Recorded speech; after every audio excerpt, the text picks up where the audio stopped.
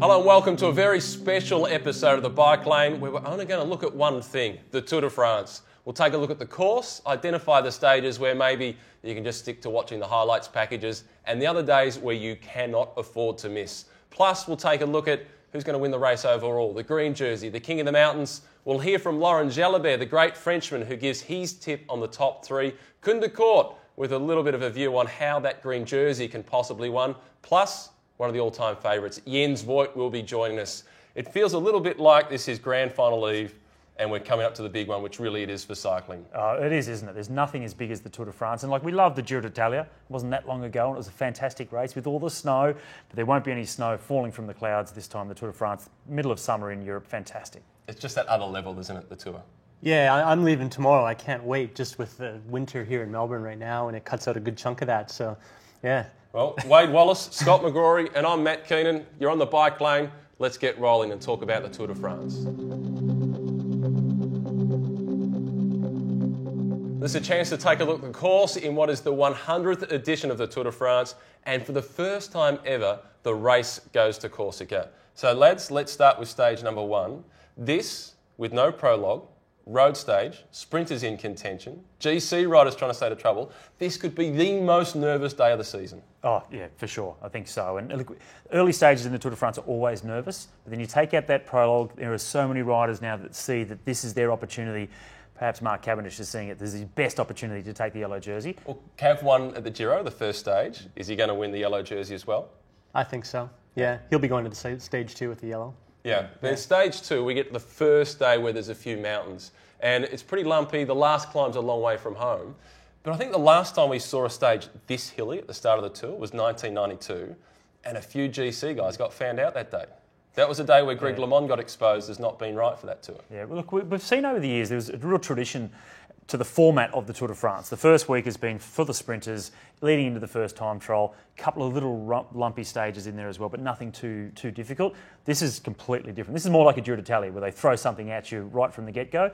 And they're on the island of Corsica. They couldn't really get around the fact that they're going to have to go over some pretty reasonable climbs at the start. And it'll be windy because there's no escaping the coast. It's not that big. Cadel Evans won't have raced for more than 4 weeks.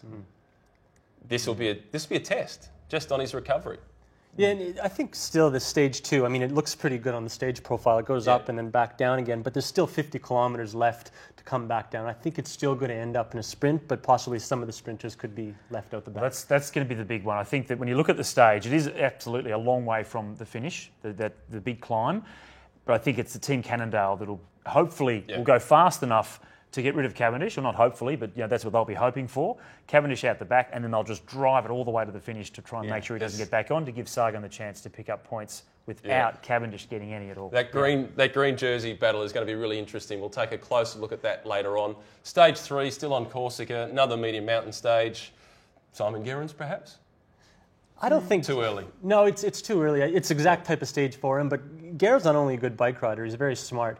And every time he goes and wins a stage, he'll get down on GC, let it settle, he's not a threat, and then he'll be able to do that. So I would say in sort of stage 14 or 16 will suit him quite well. IQ, Simon Gerrans, is Mensa. He's a genius when it comes to bike tactics. He's a genius. Yeah. The race then goes back on a mainland France, and we've got a team time trial. It's around Nice. It's pretty flat, actually, the time trial. 25 Ks. Average speed could be 55 to 57 K an hour. We shouldn't see too big a time gains or losses on such a course, I wouldn't have thought. Oh, you wouldn't think so. A fairly flat, straightforward course. But look, it's advantage for him, isn't it? Right from that team time trial, I think they should win Team Sky. And barring any injury and illness is the big issue out of Corsica, because it's smaller roads, very technical. Yeah. If everybody gets off the island okay, well then I think it's advantage to Froome from the team time trial. What do we see from BMC at that team time trial? Oh, they'll be up there as well too. But I don't think anyone in contention for GC wants to be in the yellow jersey that early on, because you don't want to defend it. Yeah, but Saxo Bank might be a little bit nervous after Contador's big loss of time in the time trial at the Dauphiné. So they'll be hoping to be pretty close. I think this will be a real insight into who's got the strongest team around them. We then move on to stages 5 and 6, I should say, to Marseille and Montpellier, classic stages for the sprinters. Cavendish show.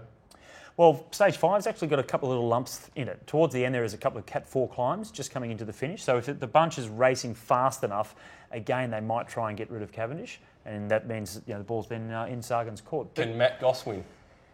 This would be typically the type of stage that would favour him. In the past, he was a better climber than Cavendish, and he would get to the stage finishes when Cav wasn't there, as we're talking about Sagan now. Yeah. Cav's been climbing better than Gossi, though. So I'm not sure what is the perfect day for Gossi just yet. Throughout this whole program, we've been pretty critical of Matt Goss. In his defence, he comes up against two freaks. Oh, yeah. Mark Cavendish is yet probably to come into his absolute best. He's still only 27 years of age. Last year, Cavendish won 5 stages with no teammates to help him. And then Peter Sagan is one in a generation, potentially, if he continues to go on the path that he's going. So Matt Goss is in it. He's a bit like the Andy Murray of tennis. Yeah, he's in a very bad era, isn't he? Yeah, he's in a tough era. You know, if Andy Murray didn't have Djokovic, Nadal and Federer to contend with, he'd have won 4 Grand Slams. Yeah. But as it turns out, he's won 1. So Goss is in a tough spot. Yeah. The race then returns to the medium mountains as we go to Albi for stage 7, which for Cadel Evans is where he won his first ever stage of the Tour de France after Vinokurov got done for doping and it was a time trial. But this is going to be a different day. This might be a Gerrans day. Medium mountains, and it's a day before the first mountaintop finish. Yeah, well, and that's, I think, because of the structure of this year's tour, with the back end so heavily stacked with big mountains, that these early stages, when they get to the first mountains, I'm not sure we're going to see too much action from the GC riders. I think they're actually a little bit nervous, or they should be nervous towards at the back end. Because of the last week, which we'll get to. We then go on to stage 8, which is the first proper mountain stage in the Axtois Domain. This is another one where I think we'll just get toes put in the water. And, you know, it comes just before the rest day as well, or a couple of days before the rest day, but it's not far from that first real break within the race. Yeah, it certainly won't be one this early in the race, but there'll be possibly riders that will be found out, ones that thought they were coming with good form. This is the day where they'll find out whether they have it or not. I think we'll find out about Pierre Rolland here. Yeah, the guys going for the KOM jersey is going to have it a crack. Yeah. The following day, it's a shortage stage, about 168 kilometres down to Bagnères de Bigorre. And it's a stage where there's that long descent through to the finish. It's about a 30k descent, I think, down to the finish line.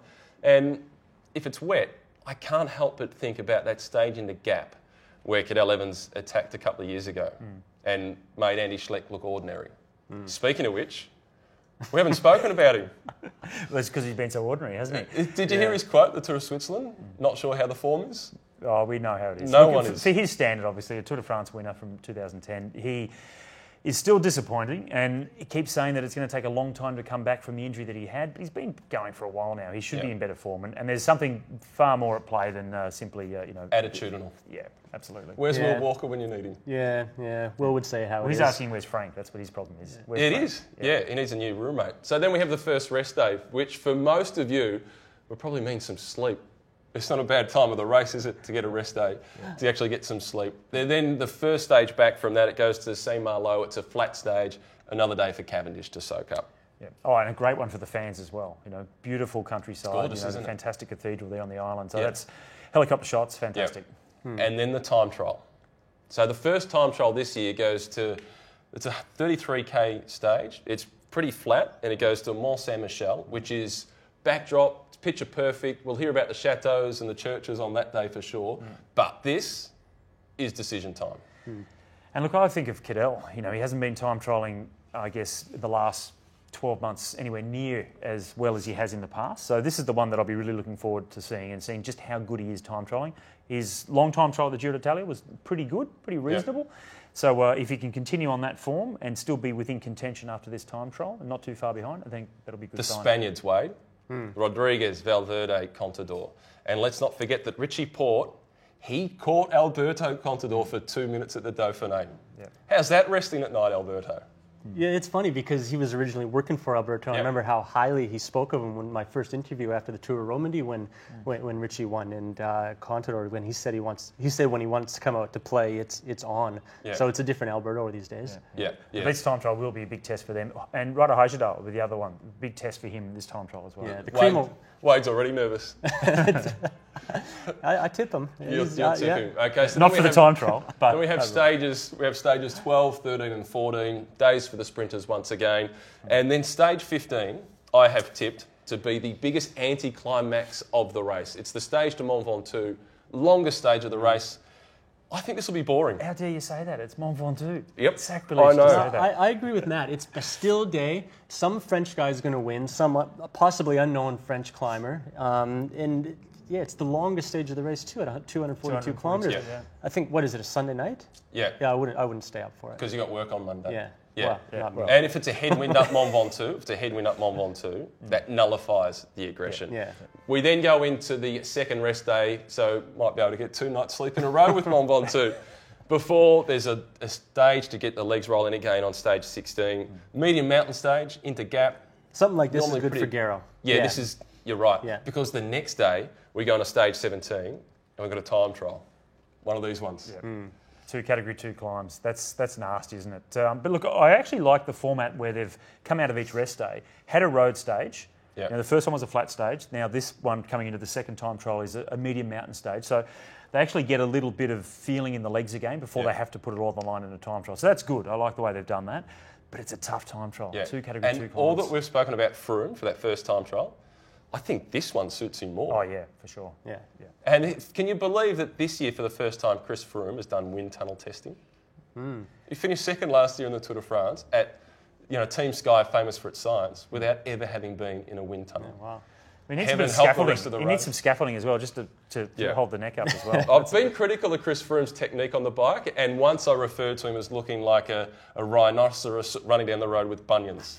For how ordinary he can look on the bike, by golly, he's effective. Yeah. So then we go to a stage where I think everybody's really looking forward to, Alpe d'Huez, and up it twice. Yeah. For me, this is the one that I pick as the absolute must-watch stage because, 2 times up Alpe d'Huez, obviously. Look, it's still a couple of days to go in the mountains, so it might not be the be-all and end-all of the overall classification, but what an incredible stage to have in the 100th edition of the Tour de France. The most famous climb of them all. Yeah. The crowd will be amazing. The helicopter shots will be incredible.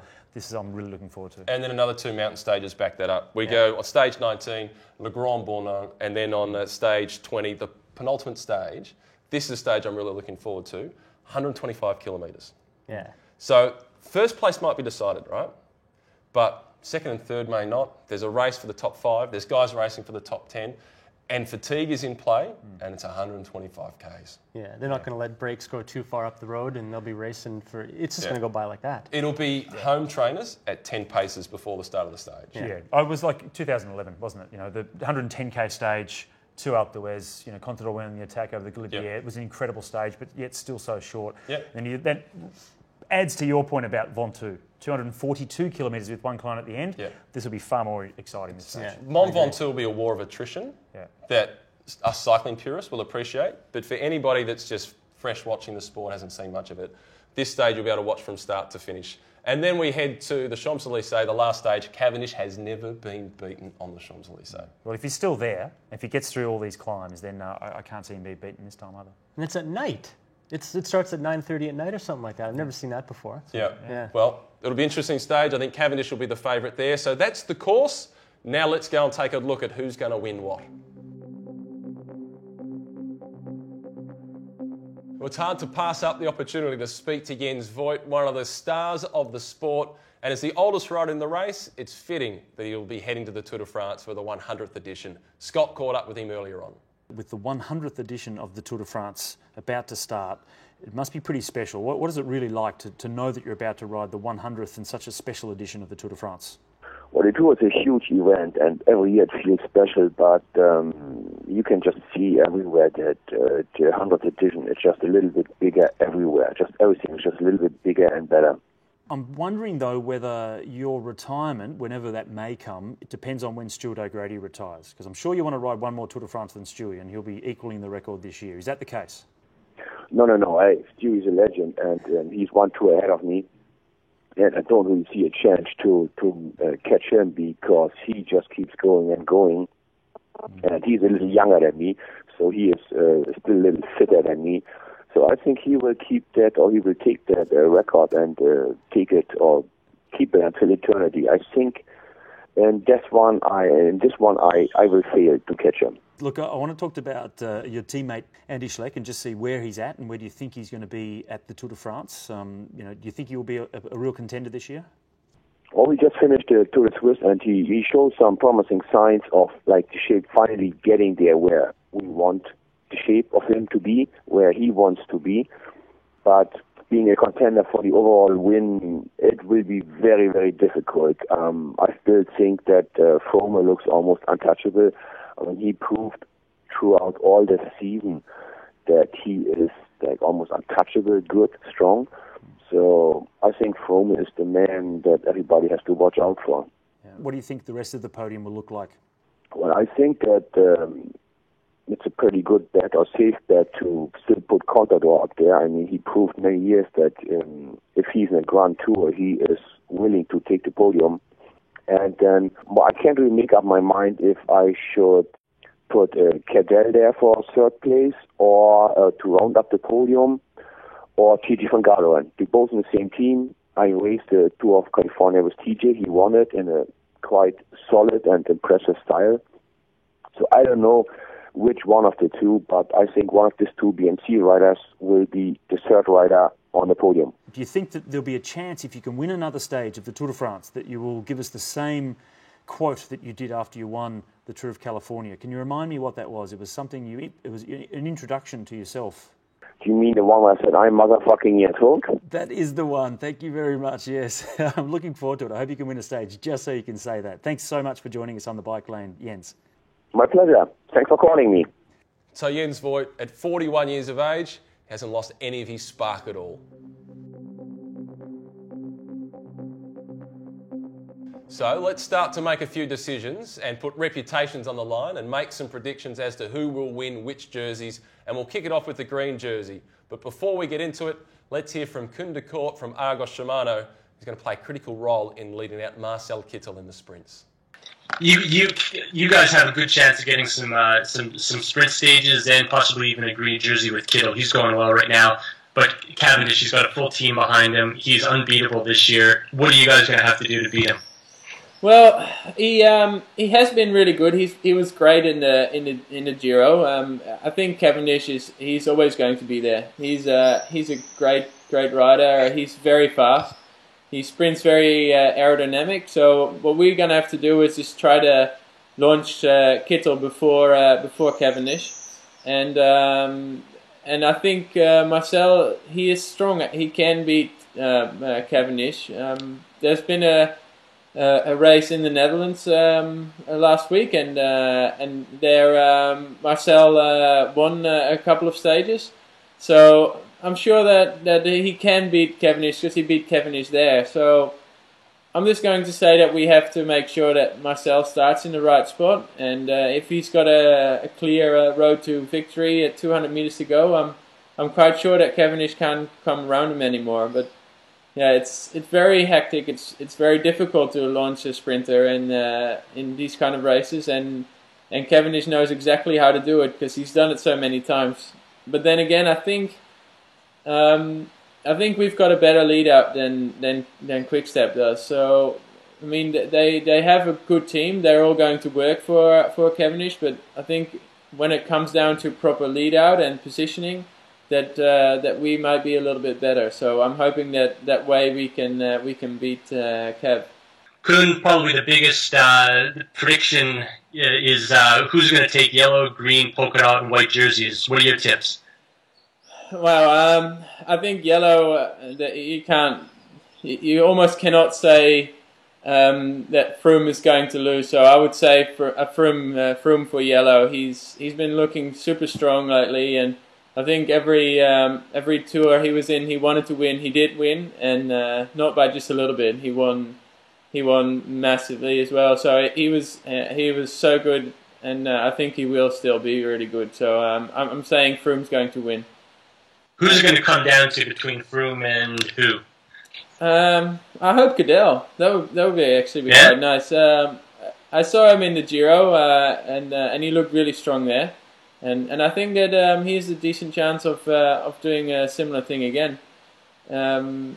Otherwise it's always a little bit difficult to know how everyone's going to be exactly going into the tour. There's a couple of riders that have been doing quite okay, but not exactly great yet. Like Contador, you know that he's capable of doing a GC in a Grand Tour, obviously, but I haven't really seen his form being really good over the last couple of weeks. So maybe he'll just be there in time and he'll be there to contest for the yellow. But I'm not too sure. I think it's going to be pretty boring in that regard. I think Froomes is going to dominate, unfortunately. So Koen de Kort, we expect to see a fair bit of him towards the back end of the stages, but I can't see anybody competing with Cavendish and Sagan for the green jersey. I'd have to agree. Yeah, for sure. Even Greipel. I think even Greipel can pick up a couple of stages here and there, but I can't see him even bothering to race for green. Oh, no, absolutely not. I think he knows that he's not going to get his big body over the mountains in as good a condition as those other two, or Sagan at least. Yeah. And Cavendish is purely the fastest. There other riders like Kittel, also Greipel, they're going there to try and pick up a stage or two, whatever they can get. But in terms of green jersey, it's only a two-horse race, isn't it? Well, which one of them then? Well, I did a few little stats, and you've also got to take into account the intermediate sprints along the way as well. So Which is 20 points, 15 placings for those, Yep. only one per day. And they've strategically placed some of those sprints very early on in the stages as well, which gives Cavendish an advantage on those. But I give the advantage of the intermediate sprints 8 to 6. Which Cavendish to Sagan. So Cavendish has more intermediate sprints that I think he can pick up. Yep. And opposed to what Sagan will pick up, because those ones for Peter are the ones that are over a Category 2 climb or over a Category 1 climb that he may still be there for. But Cavendish won't get any points in those, I think. Exactly, exactly. And that's the same with the sprints as well. If you break it down, I think Cav's a favourite for 6 stages. You think 7? Yeah, I think he's a favourite for Either 7. or, pretty good, 6 or 7. Lots. And Sagan is the favourite for what I think would be 4 stages, but they're stages, again, that come after some climbing. Yeah.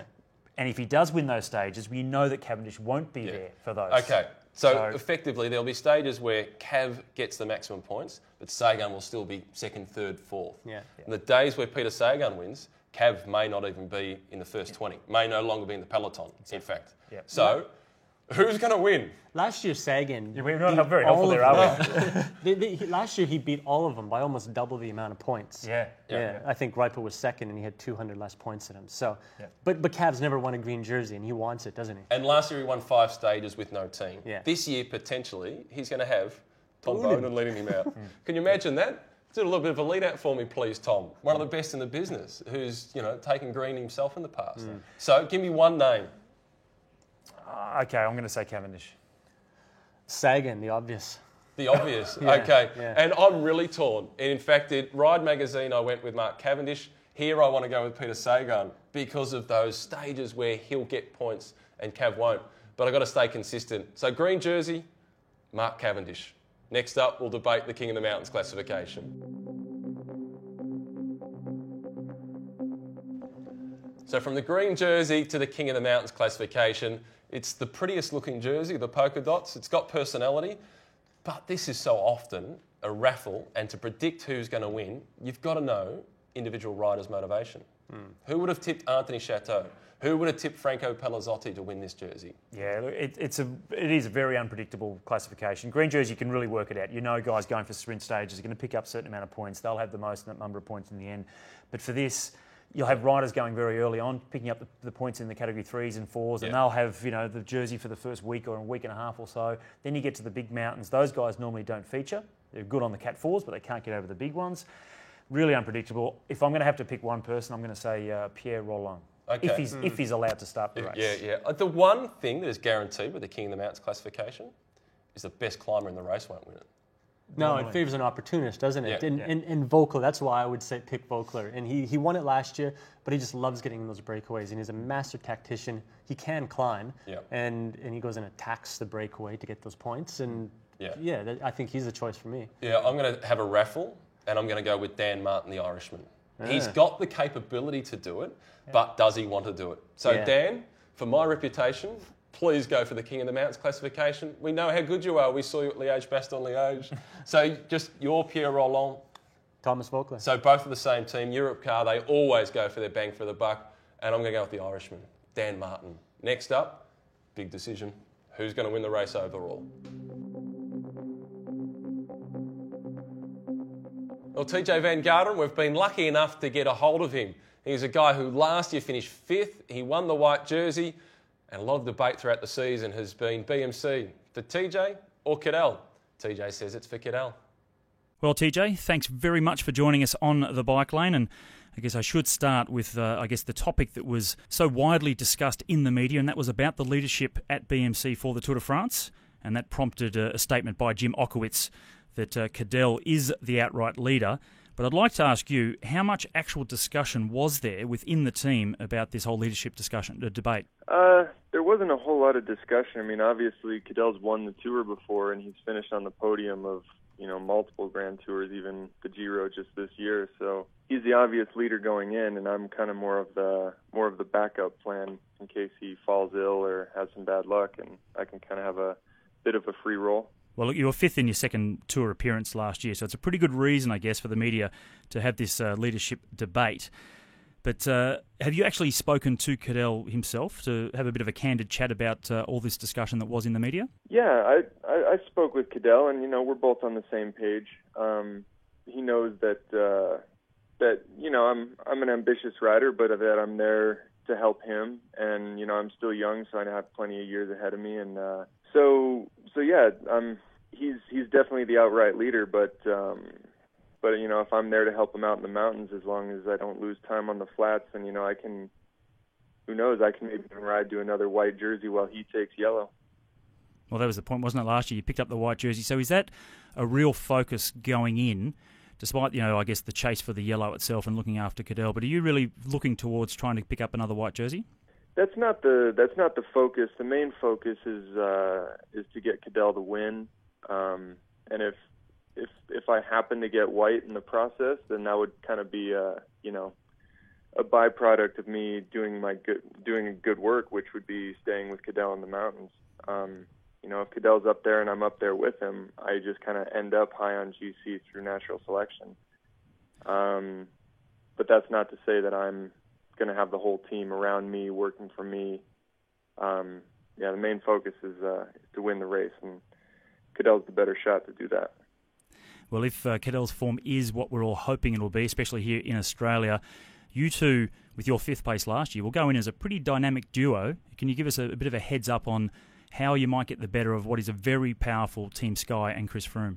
Sky's definitely the team to beat. It's not going to be easy. It's a pretty daunting task to try to knock them off their sort of winning streak, but you could see some tactics like the Schlecks did in 2011 against Cadel. Andy went in a long breakaway, and Frank was just sitting on his wheel, and Cadel was kind of isolated, having to chase it all back.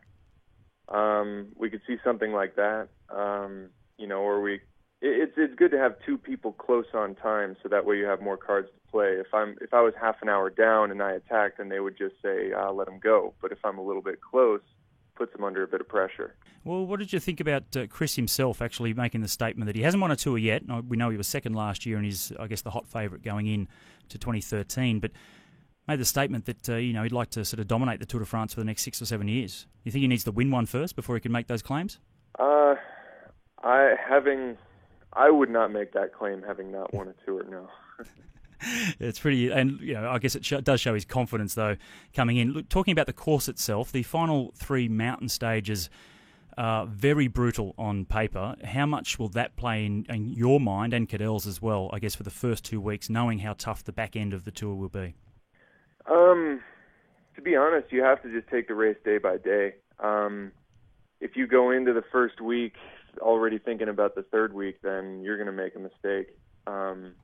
You always see in the first week how guys, they try their best to save energy and maybe sit more at the back, and then they get caught up in a crash or in a bad situation or caught out in the crosswind. So you have to the Tour is really a race you have to take every day as if it's a one-day race, and then hope that you have enough left in the tank in that third week, because, it's going to be brutal. Like, I'm sure it certainly will be. It's going to be a fantastic 100th edition. Really do appreciate you, TJ, for joining us on the Bike Lane. Good luck for the Tour de France for you and Cadel and the entire BMC team. Thank you. As always, a humble TJ Van Garderen, but when it comes to race day, he's aggressive and he's a man with a bit of white line fever. Whatever happens, he will be a factor at this year's Tour.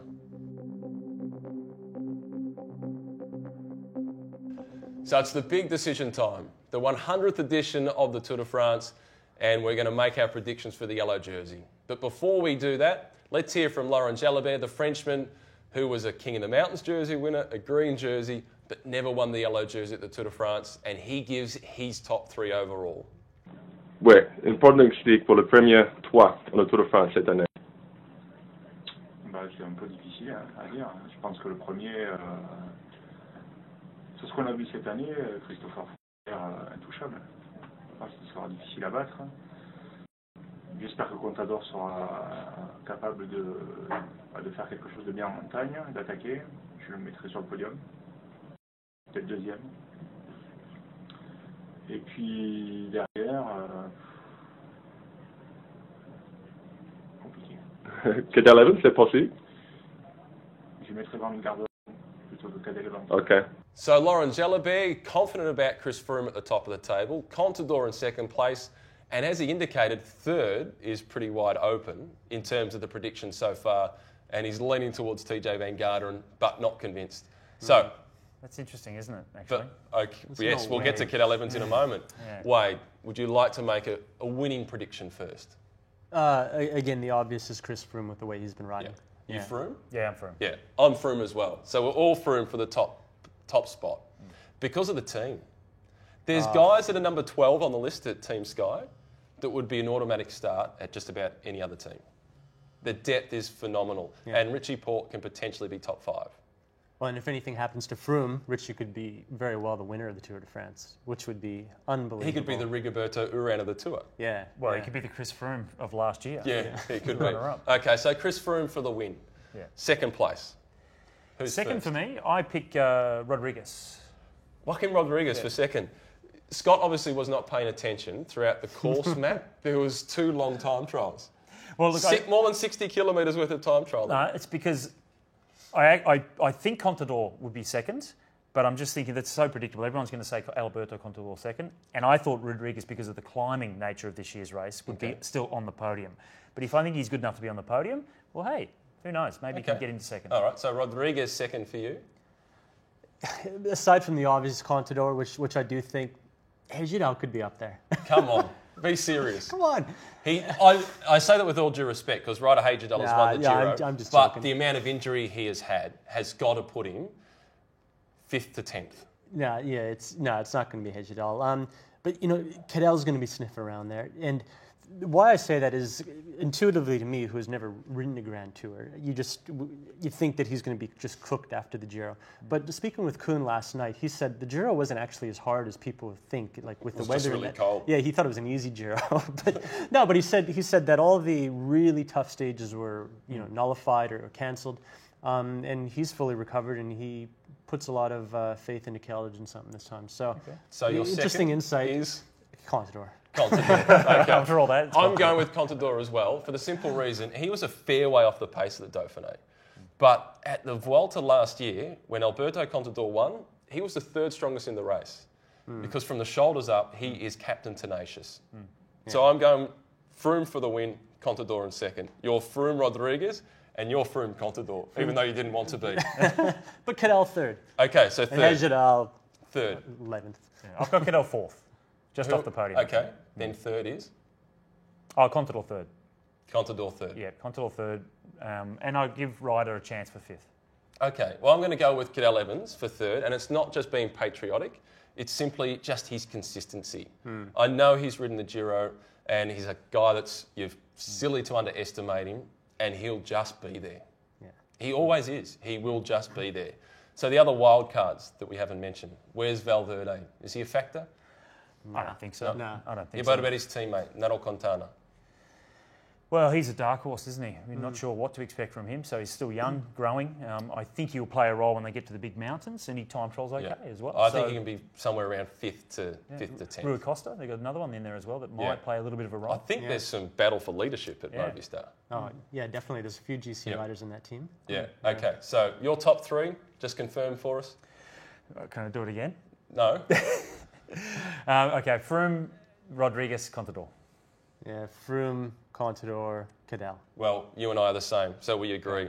So there are our selections for the Tour de France. Top 3, I've gone with Froome, Contador, and then Evans. Scott McGrory, he's gone with Rodriguez in second place. Bold, but I like it. So what about you? Give us your selections for this year's Tour de France. Enjoy the coverage throughout the race as well, and keep the feedback coming the whole way. On behalf of Wade, Scott, and myself, Matt Keenan, hope you've enjoyed our Tour de France preview on the Bike Lane.